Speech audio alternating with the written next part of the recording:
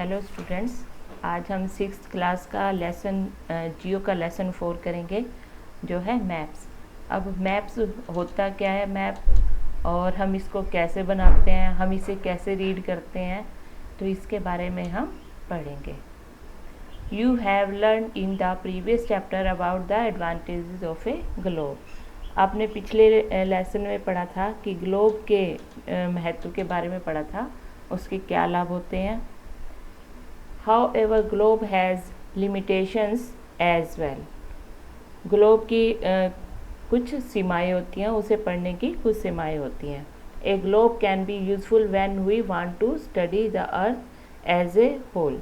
जब हम पूरी पृथ्वी को पढ़ना चाहते हैं, जानना चाहते हैं, तब ग्लोब हमारे लिए काफ़ी उपयोगी साबित होता है।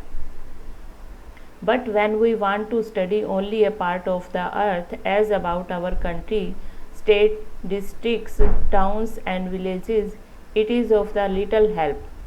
लेकिन जब हम पृथ्वी के केवल एक भाग जैसे अपने देश, राज्यों, जिलों, शहरों तथा गांवों के बारे में जानना चाहते हैं, तो यह हमारे लिए थोड़ी सी ही मदद कर पाता है।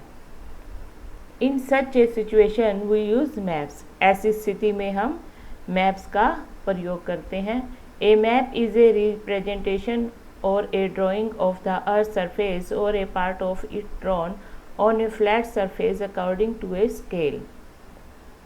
मानचित्र पृथ्वी की सतह या इसके एक भाग का पैमाने के माध्यम से फ्लैट सरफेस चपटी सतह पर खींचा गया चित्र है। But it is impossible to flatten a round shape completely. लेकिन एक गोलाकार सतह को पूरी तरह चपटा करना असंभव है। We find that maps are useful to us for various purpose. मानचित्र हमारी विभिन्न जरूरतों के लिए आवश्यक है। One map shows a small area and a few facts. कुछ मानचित्र एक छोटे क्षेत्र को एवं कुछ तथ्यों को बताता है, उसके बारे में दर्शाता है। Another map may contain as many facts as a big book. दूसरे मानचित्र में एक बड़ी किताब की तरह तथ्य हो सकते हैं। When many maps are put together, we get an atlas. जब बहुत सारे मानचित्रों को हम एक साथ इकट्ठा कर लेते हैं, तब वह एटलस बन जाता है। Atlas are of various sizes, measurements drawn on different scales.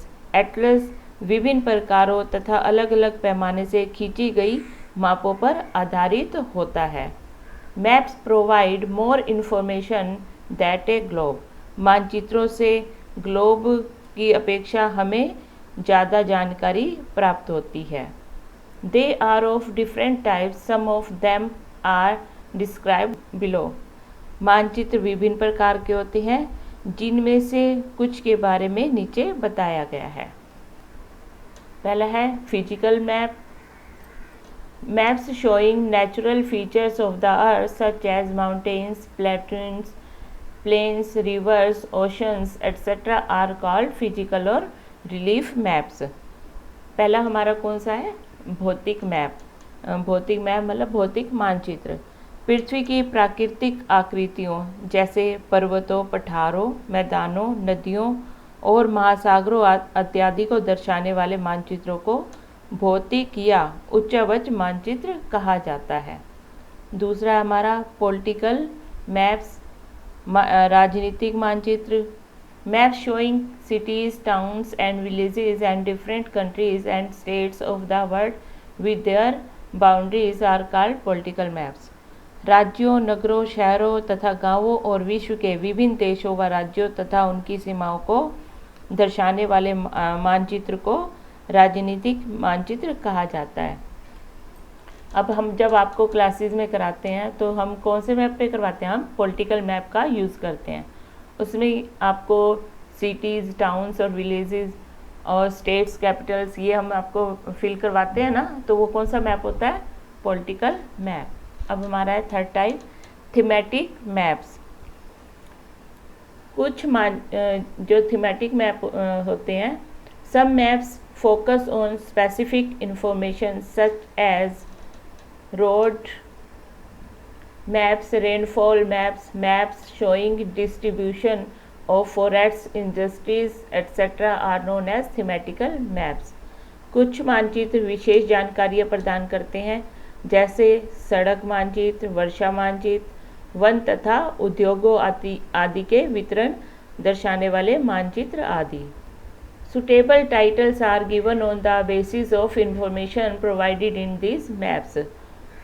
Information के बेसिस पर सुटेबल जो टाइटल्स होते हैं वो मैप को दिए जाते हैं.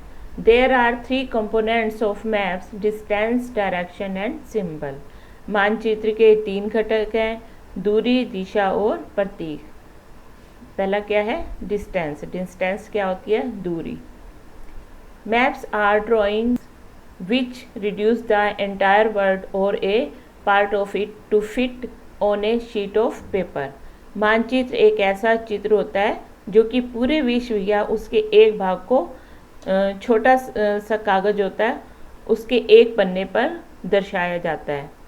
या हम कह सकते हैं कि मानचित्र जो होता है वो छोटे पैमाने पर खींचा गया एक स्केल होता है. But this reduction is done very carefully so that the distance between the places is real. लेकिन इसे इतनी सावधानी से छोटा किया जाता है ताकि स्थानों के बीच की दूरी जो पहले थी वास्तविक थी वही रहे, उसमें कोई बदलाव ना आए. It can only be possible when A small distance on paper represents a large distance on the ground. यह तभी संभव हो सकता है जब कागज पर एक छोटी दूरी ग्राउंड की बड़ी दूरी को रिप्रेजेंट करती हो. Therefore, a scale is chosen for this purpose. तो इसके लिए क्या करना पड़ता है? इस उद्देश्य के लिए एक पैमाना बनाया जाता है, एक पैमाने को चुना जाता है. Scale is the ratio between the actual distance on the ground and the distance shown in the map. अब ये स्केल मतलब पैमाना क्या होता है? पैमाना स्थल पर वास्तविक दूरी तथा मानचित्र पर दिखाई गई दूरी के बीच का रेशो होता है, अनुपात होता है. For example, the distance between your school and your home is 10 kilometres. If you show this 10 kilometre, जैसे कि आपके स्कूल की और आपके घर की दूरी है वो 10 किलोमीटर है, जिसे मानचित्र पर 2 सेंटीमीटर की दूरी से शो किया जाता है. तो इट मीन्स इसका क्या अभिप्राय है? इसका अभिप्राय है कि मैप्स का 1 सेंटीमीटर जो हमारी धरती है उसका वो 5 किलोमीटर दर्शाएगा. अब मैप छोटा होता है तो उसमें हम क्या करेंगे? जो हमारा मैप है उसको हम स्केल तो वही रखेंगे, पर लेकिन जैसे अब हमारा 5 किलोमीटर है लेकिन हम मैप में उसे 1 सेंटीमीटर के अकॉर्डिंग दिखाएंगे. आपके रेखा चित्र का पैमाना 1 सेंटीमीटर इक्वल टू 5 किलोमीटर्स होगा. The scale is very important in any map. इस प्रकार पैमाना किसी भी मैप के लिए बहुत इम्पोर्टेंट होता है. If you know the scale you will be able to calculate the distance between any 2 places on a map. अगर आपको स्केल की जानकारी होगी तो आप मैप पर दिए गए किसी भी 2 स्थानों के बीच की दूरी का आप पता लगा सकते हैं. When large areas like continents or countries are to be shown on a paper, then we use a small scale. जब बड़े क्षेत्रफल वाले भागों जैसे महाद्वीपों या देशों को कागज पर दिखाना होता है तब हम लोग छोटे पैमाने का प्रयोग करते हैं. On the map shows 500 meters only on the ground. जब 5 सेंटीमीटर होता है तो वो स्थल की कितने को दिखाएगा? वो 500 किलोमीटर को वो दर्शाता है मैप पर. तो ऐसे वाले मैप को क्या कहते हैं? स्मॉल स्केल मैप कहते हैं. स्मॉल स्केल मतलब छोटे पैमाने वाला मानचित्र कहते हैं उसे हम. When a small area like your village or town is to be shown on paper, then we use a large scale that is 5 centimetre. जब एक छोटे क्षेत्रफल वाले भाग जैसे आपके गांव या शहर हो कागज पर दिखाना होता है तो हमें बड़े पैमाने का प्रयोग करते हैं। जैसे 5 centimetre on the map shows 500 metres only on the ground.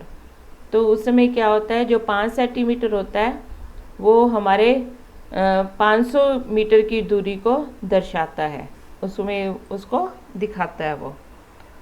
तो इस प्रकार के जो मैप होते हैं उन्हें हम बड़े पैमाने वाले मानचित्र मैप कहते हैं। Large scale maps give more information than small scale maps. बड़े पैमाने वाले जो मैप होते हैं वो छोटे पैमाने वाले मैप की अपेक्षा अधिक जानकारी प्रदान करते हैं। इसका मतलब है कि बड़े पैमाने वाले मैप अधिक जानकारी देते हैं। अगर आप दिनों में से ये एक चीज़ याद रखोगे कि कौन से मैप ज़्यादा जानकारी देते हैं तो आपको इसको समझने में आसानी होगी। नेक्स्ट है direction. Most maps contain an arrow marked with the letter N at the upper right hand corner. अधिकतर मानचित्रों में ऊपर दाहिनी तरफ तीर का निशान बना होता है। पहले आपको मैं समझाती हूँ, ये नेक्स्ट पेज पे है।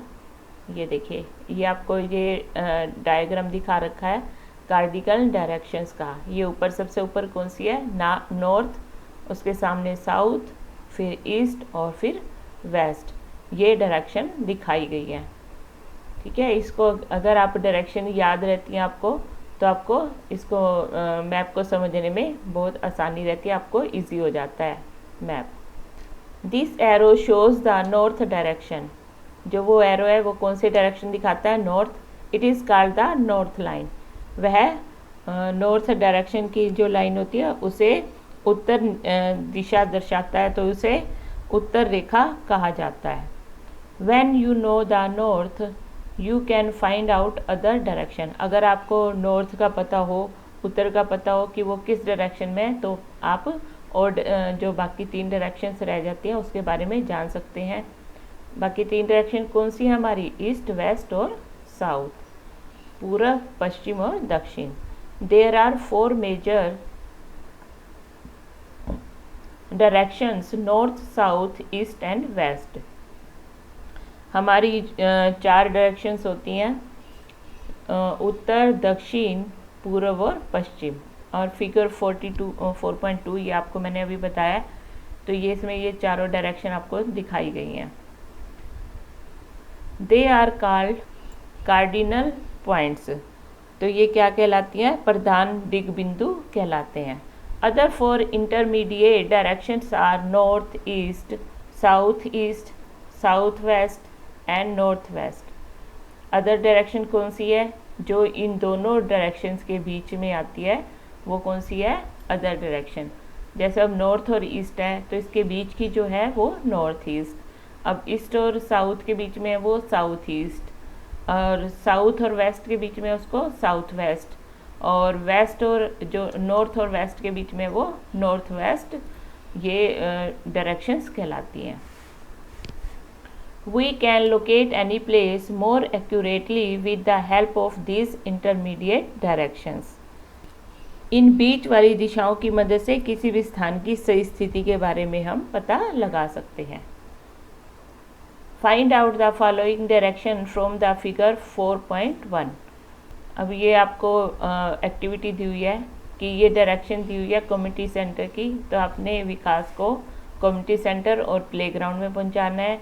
और the direction of school from shops, और जो शॉप है वो स्कूल की किस डायरेक्शन में आपको बताना है। ये एक्टिविटी आप खुद करोगे, ठीक है। लेसन आप ध्यान से पढ़ो और उसके बाद इसको करेंगे आप। We can find out the direction of a place with the help of a compass। हम दिग सूचक की सहायता से किसी स्थान की डायरेक्शन का पता लगा सकते हैं। अब दिग सूचक क्या है, ये देखो 4.2 ये फिगर दी हुई है आपको। तो इसकी जो ये सुई है ना, नीडल, ये हमेशा कहाँ रहती है, नॉर्थ साउथ में। अगर आप कंपास को लेके किसी भी एरिया में घूमोगे तो इसकी जो सुई की डायरेक्शन है वो नॉर्थ की तरफ रहती है, तो ये आपको हमेशा पहले नॉर्थ इंडिकेट करता है। It is an instrument use to find out main directions. तो ये जो मेन डायरेक्शन होती है उसको पता लगाने में हमारी सहायता करता है। It's magnetic needle always points towards north south direction. जो इसकी चुंबकीय सुई होती है वह हमेशा उत्तर दक्षिण की तरफ ही रहती है। नेक्स्ट है सिंबल्स।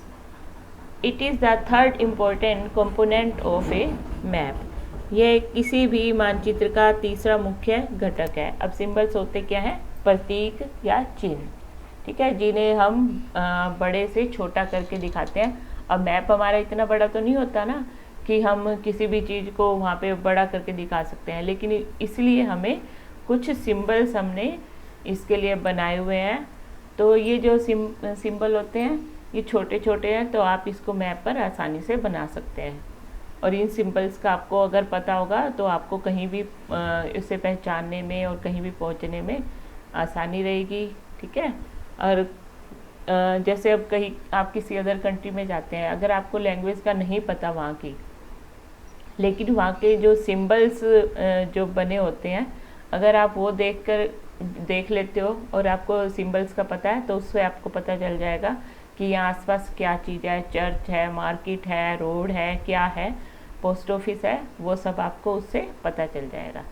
तो अब हम सिंबल्स के बारे में पढ़ते हैं। तो ये हमारा थर्ड इम्पोर्टेंट कंपोनेंट है, घटक है। It is not possible to draw on a map the actual shape and size of different features such as buildings, roads, bridges, trees, railway lines और a well। किसी भी मानचित्र पर जो एक्चुअल शेप है और साइज है उसका, वो हम नहीं बना सकते हैं। किसका? जैसे भवनों, सड़कों, पुलों, वृक्षों, रेल की पटरियों या कुओं को हमें उसमें दिखाना संभव नहीं हो पाता है। So they are shown by using certain letters, shades, colors, pictures and lines। तो उन्हें दिखाने के लिए एक निश्चित होते हैं, जैसे निश्चित अक्षर, छाया, रंग और चित्र और रेखाओं का प्रयोग करके उन्हें दिखाया जाता है।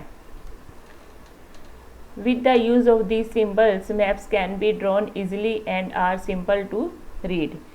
ये इन प्रतीकों के इस्तेमाल से मैप को आसानी से बनाया जा सकता है। These symbols give a lot of information in a limited space। ये प्रतीक कम स्थान में अधिक जानकारी प्राप्त करते हैं। Even if you do not know the language of an area and therefore cannot ask anyone for direction, you can collect information from maps with the help of these symbols। जैसे मैंने आपको पहले समझाया था कि अगर आप एक ऐसे क्षेत्र में जाते हो जहाँ की भाषा आपको नहीं पता, तब आप किसी से दिशाओं के बारे में नहीं पूछ सकते हैं। तब आप इन चिन्हों का इस्तेमाल करके मानचित्र से जानकारी प्राप्त कर सकते हैं। There is an international agreement regarding the use of these symbols। मानचित्रों की इस भाषा को विश्वव्यापी भाषा कहते हैं, जिसे सभी आसानी से समझ सकते हैं। These are called conventional symbols। इन प्रतीकों के उपयोग के संबंध में एक अंतर्राष्ट्रीय सहमति है और इनको हम किससे नाम में जाना जाता है? ये रूढ़ प्रतीक कहे जाते हैं। इन्हें हम रूढ़ प्रतीक कहेंगे कि ये कहीं भी चेंज नहीं होते।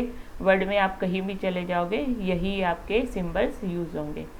सम of the conventional symbols are shown in the figure 43। अभी आपको नीचे 43 फिगर दिखाई गई है, इसमें कुछ सिंबल्स दिखाई गए हैं। जैसे अब रेलवे लाइन है, जैसे आपको फर्स्ट लाइन दिखाई है, ये है ब्रॉड गेज, दूसरी मीटर गेज और तीसरी है रेलवे स्टेशन। अगर आपको ये सिंबल्स पता होंगे तो आपको ये पता चल जाएगा कि ये किस चीज़ के सिंबल हैं और आप उससे पहचान जाओगे। दूसरा है रोड्स। अब रोड्स कैसी है, वहाँ पे पक्की रोड है या कच्ची रोड है, ये सिंबल्स उसके हैं। उसके बाद है बाउंड्री, इंटरनेशनल, स्टेट और डिस्ट्रिक्ट। अब जो हमारे मैप में होता है, अगर हम बाउंड्री दिखाना चाहते हैं, इंटरनेशनल की कौन सी होगी, ये बाउंड्री होती है, और स्टेट्स की ऐसी बाउंड्री मिलेंगी और डिस्ट्रिक्ट की ऐसी बाउंड्री, ठीक है। नेक्स्ट है river, well, tank, canal and bridge. अब इनके सिंबल क्या है, देखो ये रिवर का है, ये वेल का है, ये टैंक, ये कैनाल और ये ब्रिज। कैनाल मतलब ये नहर है और ये ब्रिज पुल। अब जैसे आगे देखो, टेम्पल, चर्च, मॉस्क और छतरी। ठीक है, ये आपको ये सारे सिंबल्स अगर आपको याद होंगे तो आपके लिए लर्निंग में मतलब कहीं भी इन सिंबल्स को देख के आप पहचान सकते हो। ठीक है, various colours are used for the same purpose. विभिन्न रंगों का प्रयोग भी इसी उद्देश्य से किया जाता है। For example, generally blue is used for showing water bodies, brown for mountain, yellow for plateau and green is used for plains. उदाहरण के लिए सामान्यतः नीले रंग का यूज़ क्या होता है, वो जलाशयों के लिए होता है, और भूरा रंग पर्वतों के लिए, पीला रंग पठारों के लिए और हरा रंग मैदानों को दर्शाने के लिए किया जाता है। स्केच। अब ये स्केच क्या चीज़ होती है, ये होती है खाका। मतलब जैसे अब आपने किसी अपने फ्रेंड के घर जाना है लेकिन आपको रास्ता नहीं पता, तो आप क्या करोगे, उसे कहोगे कि मुझे समझा दे रास्ता, तो वो क्या कहेगा, रफली आपको लाइंस लगा के बताएगा कि मेरे घर की डायरेक्शन ये है, आप ऐसे मुड़ जाओगे तो ऐसे करोगे। तो ऐसे रफली डायरेक्शंस जो होती है उसको स्केच बोलते हैं। A sketch is a drawing mainly based on memory and spot or observation and not to scale. Sketch mean है रेखाचित्र। रेखाचित्र एक आरेख है जो पैमाने पर आधारित न होकर याददाश्त और स्थान को देखकर बनाने पर आधारित होता है। Sometimes a rough drawing is required of an area to tell where a particular place is located with respect to other places. कभी कभी किसी क्षेत्र के एक जो रफ ड्राइंग होती है उसकी आवश्यकता वहाँ के एक स्थान से दूसरे स्थान को दिखाने के लिए की जाती है। Suppose you want to go your friend house, जैसे कि मैंने आपको बताया कि आप अपने फ्रेंड के घर जाना चाहते हो, तो वो आपको अपने घर का रास्ता एक रफ स्केच में दिखाएगा। Such a rough drawing is drawn without scale and is called a sketch map. इस प्रकार रफ जो स्केल पे बना हुआ होता है, ड्राइंग बनी हुई होती है और बिना पैमाने की बनी होती है, तो उसकी सहायता से जो बना हुआ मैप होगा वो स्केच मैप कहलाएगा। जैसे उसको रेखाचित्र, मैप, मानचित्र कहेंगे। आगे है प्लान। प्लान है खाका। A plan is a drawing for a small area on a large scale. एक छोटे एरिया का लार्ज स्केल पर खींचा गया रेखा चित्र प्लान कहलाता है। ए large scale map gives lot of informations. एक बड़े पैमाने वाले मानचित्र से हमें बहुत सी जानकारियाँ प्राप्त होती हैं, लेकिन कुछ ऐसी चीज़ें होती हैं जिन्हें हम कभी कभी जानना चाहते हैं, जैसे the length and breadth of a room, किसी कमरे की लंबाई और चौड़ाई। Which can not be shown in a map, जिसे एक मानचित्र में नहीं दिखाया जा सकता। At that time we can refer drawings drawn to scale called a plan. उस समय हम लोग बड़े पैमाने वाले एक रेखाचित्र खींच लेते हैं जिसे प्लान कहा जाता है। आई होप स्टूडेंट्स आपको ये लेसन समझ आ गया होगा। Thanks for watching video. Thank you for watching video.